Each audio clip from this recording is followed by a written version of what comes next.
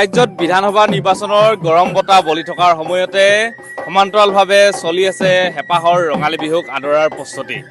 ধেমাজি শ্ৰীপানী উচ্চতৰ মাধ্যমিক বিদ্যালয়ৰ খেলপথাৰত অনুষ্ঠিত হৈছে বিহু নাচৰ আখৰা আৰু শ্ৰীপানী আঞ্চলিক ছাত্ৰ সন্থাৰ উদ্যোগত বিগত বৰ্ষসমূহৰ দৰে এই বছৰো তেওঁলোকে কণ কণ শিক্ষাৰ্থীসকলক লৈ এই বিহু নাচৰ আখৰা তেওঁলোকে আৰম্ভ কৰিছে।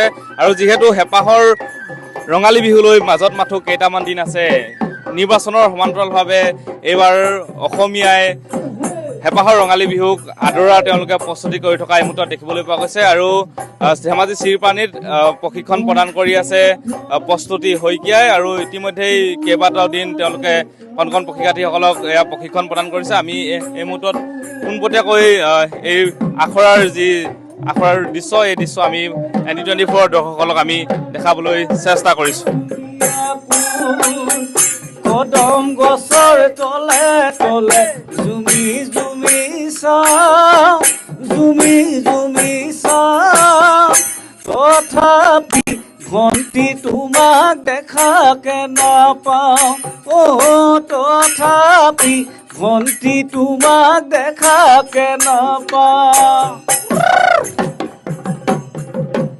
এনেধৰণে এতিয়া শ্ৰীপানী আঞ্চলিক ছাত্ৰ সন্থাৰ উদ্যোগত তেওঁলোকে বিহু নাচ আখৰা তেওঁলোকে আৰম্ভ কৰিছে। আমি তেওঁলোকৰ উদ্যোক্তাসকলৰ পৰা আমি মন্তব্য ল'বলৈ চেষ্টা কৰিম যে বিগত বৰ্ষসমূহতো তেওঁলোকে এই যি বিহু নাচৰ আখৰা, এই আখৰা তেওঁলোকে অব্যাহত ৰাখিছিল আৰু এইবাৰো ব্যতিক্ৰম নহয়। এইবাৰ কেনেধৰণে বিহু নাচৰ আখৰা তোমালোকে আৰম্ভ কৰিলা? হয়, পোনপ্ৰথমে আমি শ্ৰীপানী আঞ্চলিক ছাত্ৰ সন্থাৰ তৰফৰ পৰা আগন্তুক ৰঙালী বিহু শুভেচ্ছা জনাইছোঁ সমূহ অসমবাসীলৈ।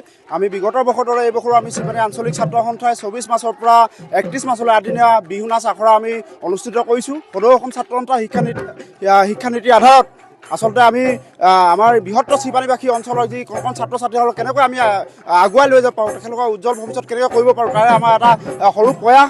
অনাগত দিনত আমি সকলোৱে আমি সহায় সহযোগ বিচাৰিছোঁ আৰু বৃহত্তৰ শ্ৰীপানী অঞ্চলত আমাৰ যি সহায় সহযোগ কৰিছে তাক আমি নথৈ আনন্দিত।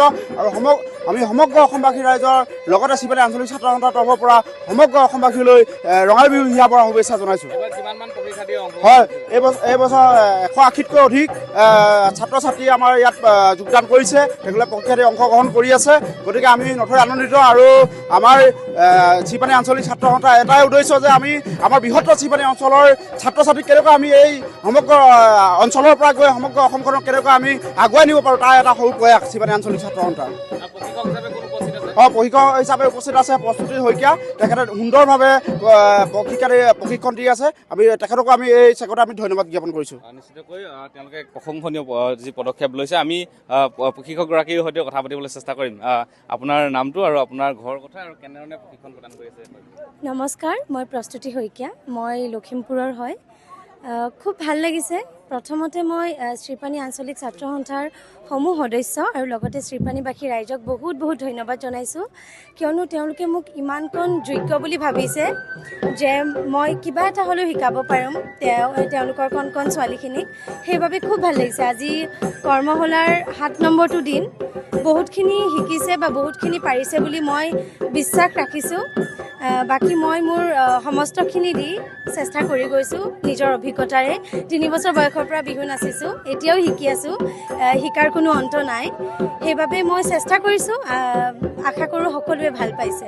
ধন্যবাদ।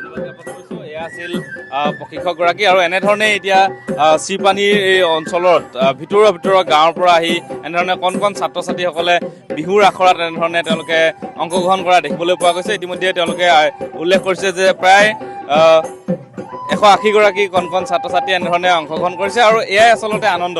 নিৰ্বাচন আছে যদিও, নিৰ্বাচনৰ বতৰ যদিও, ৰঙালীৰ যি হেঁপাহৰ ৰঙালী বিহুক আদৰাৰ বাবে এনেধৰণে এতিয়া প্ৰস্তুতি চলাইছে অসমীয়াই।